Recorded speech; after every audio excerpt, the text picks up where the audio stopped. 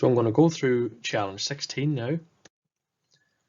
So straight away we can see that there's a lot more text to this one. So it says ask the user if it is raining and convert their answer to lowercase. So it doesn't matter what case they type in. If they answer yes, ask if it is windy.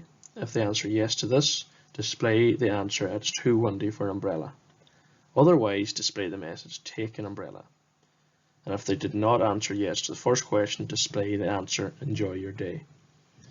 So the main part to look at that is converting the answer to lowercase. So if we look back at the last task where we were asking the favorite color, we had to tell the program each type of way they could type red. So we said red with all capitals, red with all small letters, and red with a mixture.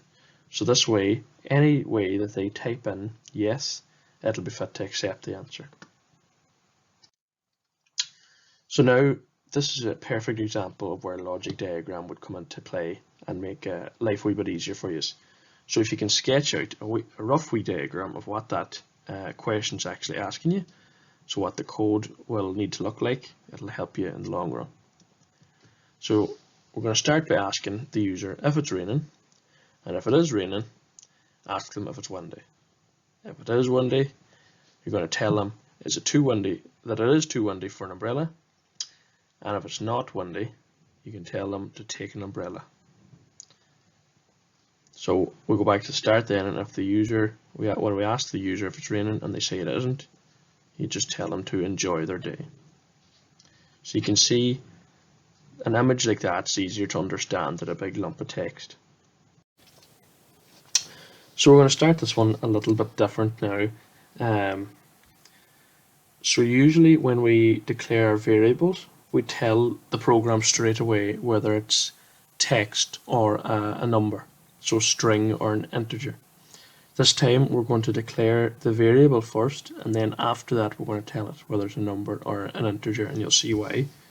So if I started by declaring my variables, I'm going to call it raining, so because it's relevant to the code. I'm going to say raining is equal to an input from the user, and we're going to ask is it raining.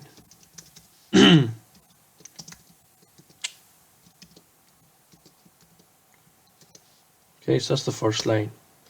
Now the second line we're going to say raining again. So raining is equal to, and this is where we're telling it now it's a string, which means a string of letters. Okay, so it's text, and we're going to say string, so str dot lower. So it's a string of lowercase letters, and that is raining. So it's saying raining now is equal to a string of lowercase letters of that input that was first put in, which we called raining. Now we want to ask if raining is equal to, so like we did before, we're going to use two equal signs because we want it to be exactly this. So we want to see if it's exactly yes, and semicolon to say we're at the end of that if statement, and the next line should be indented. So if raining is equal to yes, then we want to ask it if it is windy. And we're going to do the same thing again. So windy is equal to input. We're going to ask is it windy.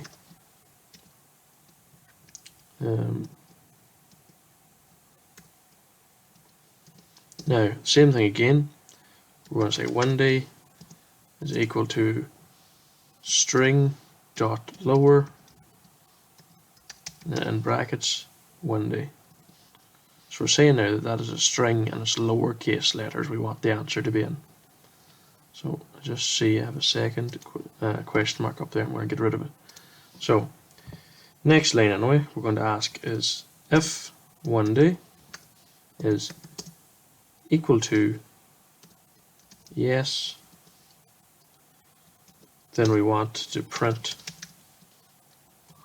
so we want to display that it is, or it's too windy for an umbrella.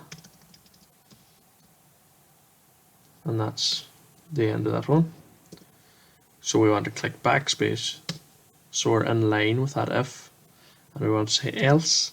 So otherwise, if they didn't answer yes to it being 1 day, we wanted to do something else. We wanted to print take an umbrella. So if it's 1 day, it says it's too windy for an umbrella, and if it's not, it says take an umbrella. So now we want to go back to the very start of that line. So if you look here, our new line is going to be in line with this if up here, and it's going to be another else. So else print enjoy your day. So I'll just explain that a bit more now. So the first thing is saying that raining, the variable called raining, is an input from the user, and the input is got when we ask this question, is it raining?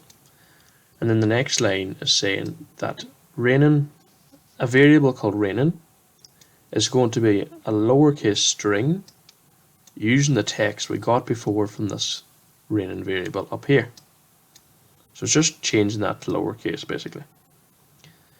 Next line then is if raining is equal to yes. So if the person answered yes to it raining, it'll ask then if it's windy through this input, convert that to lowercase again, and if the person answered yes to it being windy, it tells them it's too windy for an umbrella. If they say no to it being windy, it'll tell them to take an umbrella. And then so this else is in line with this if, so it's joined to that or it's connected to that somehow. So we're going back to the overall question of if it's raining. So if the person answers yes to it raining, all this happens. Otherwise, if they say no, it's not raining, it'll print enjoy your day. And that's the end of that code. So it's simple enough when you break it down. Just kind of some of them lines are hard to get your head around.